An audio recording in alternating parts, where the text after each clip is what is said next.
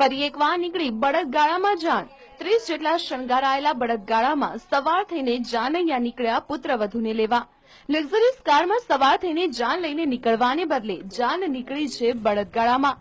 અમરેલીના કરજાડા ગામના જયંતિ જાનગરિયાને પુત્રના લગ્ન પ્રસંગમાં કંઈક અનોખું કરવાની ઈચ્છા થઈ અને તેથી તેઓએ 60 વર્ષ પહેલા થતા લગ્નની જેમ બળદગાડામાં જાન કાઢી અને 30 જેટલા શણગારાયેલા ગાડા અને ઘોડાનો કાફલો નીકળ્યો રસ્તા ઉપર।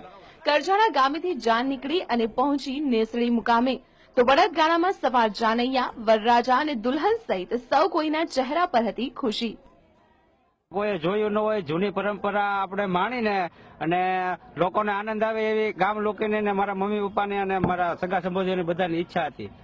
એટલે એને બધાના સાથ સહકારથી અમે એક દિવસ નહીં, 2 દિવસ નહીં, પણ 10-15 દિવસથી જુદા જુદા ગામમાંથી જુદો જુદો સામાન ફેરવીને આ બધી વસ્તુ ભેગી કરી અને આયોજન કર્યું। અલગ લાગે છે, બધાને ગાન બસમાં ને કારમાં આવે છે। મારી જાના અલગથી જૂની પરંપરા રીતે આવેલી છે।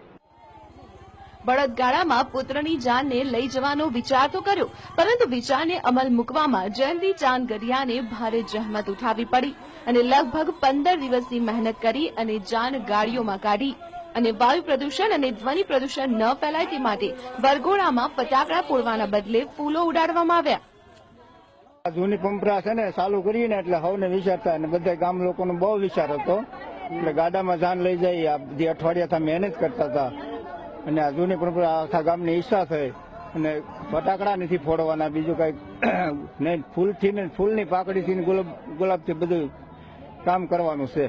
ગાડામાં મજા આવે? ગાડામાં બહુ મજા આવે, જૂની પરંપરા છે ને એટલે ચાલ્યા જ કરે। જૂનો સામાન તમે બધો ક્યાંથી ભેગો કર્યો? જૂનો સામાન અડખે પડખે ગામડેથી બધેથી ભેગો કરી અને 10 થી 15 ગાડા શણગાર્યા। અમે 15 દિવસથી આ મહેનત કરતા હતા અને ગામની પણ એવી ભાવના હતી કે ભાઈ નેસડી આપણે કરજાથી 4 કિલોમીટર દૂર છે, તો આવું ક્યાંક જૂની સંસ્કૃતિ ટકાવી રાખવા માટે આવું ક્યાંક આપણે જૂની પેઢીને નવી પેઢીને દેખાડવા માટે આવી બધી મહેનત કરી।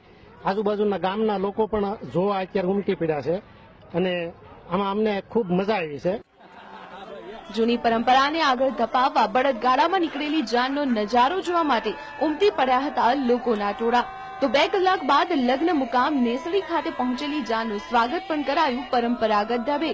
ત્યારે પર્યાવરણને બચાવવા અને નવી પેઢીને સંસ્કૃતિ તેમજ પરંપરાની સમજણ આપવા માટે બળદગાડામાં નીકળેલી જાનનો વિચાર સાચા અર્થમાં સાર્થક થતા લોકોના હરખનો કોઈ પાર ન રહ્યો। મહેન્દ્ર બગડા, TV9 અમરેલી। ચાલુમાં કીધું ખબર છે।